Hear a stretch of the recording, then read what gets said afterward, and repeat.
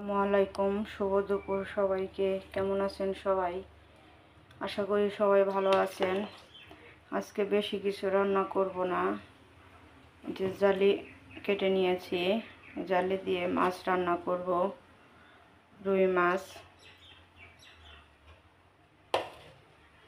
আর কালকের ডাল আছে, শুটকি রান্না করছিলাম কচুর শাক দিয়ে, সেগুলো আছে।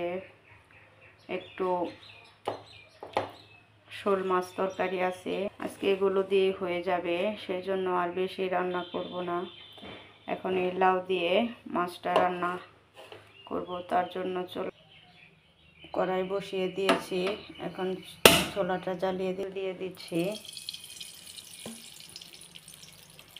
সরিষার তেল দিয়েই রান্না করি। তেলটা গরম হয়ে গেছে, এখন দিয়ে দিলাম জিরা,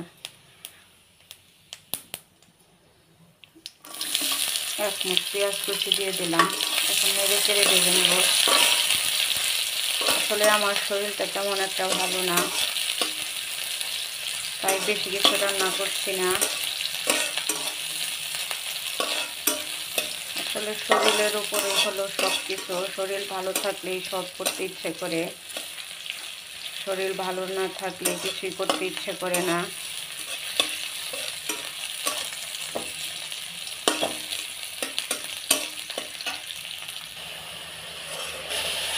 সব ধরনের মশলা দিয়ে দিয়েছি, দিয়ে কিছুক্ষণ কষিয়ে নিয়েছি। এখন এই কষানো মশলার মধ্যে মাছ দিয়ে দিব।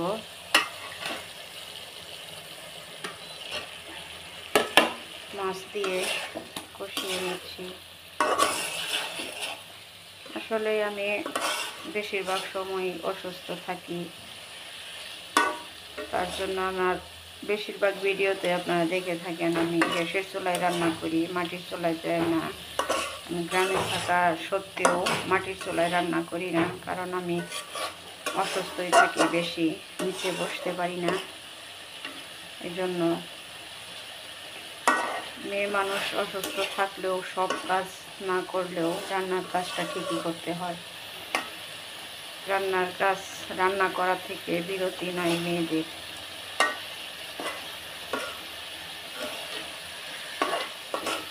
এখন একটু পানি দিয়ে, এখন মাছের মধ্যে একটু পানি দিয়ে ঢাকনা দিয়ে ঢেকে কষিয়ে নেব।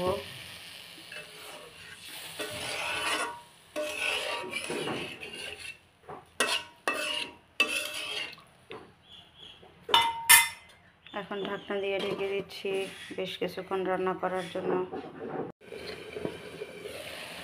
আমার মাছ কষানো হয়ে গেছে, এখন উঠিয়ে নেব। উঠিয়ে এখন লাউ দিয়ে দিই।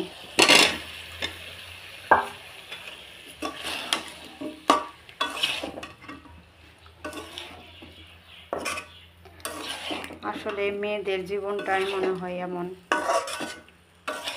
শত অসুস্থ থাকলেও তাদের কাজ করতেই হয়, কাজের থেকে তাদের নিস্তার নেই।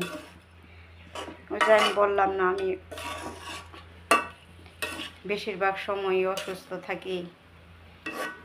আসলে আমার শাশুড়ি আগে আমাকে কাজে অনেকটাই হেল্প করতো, এখন আমার শাশুড়িও অসুস্থ, সেই জন্য সে কিছু করতে পারে না, আমাকেই সব করতে হয়।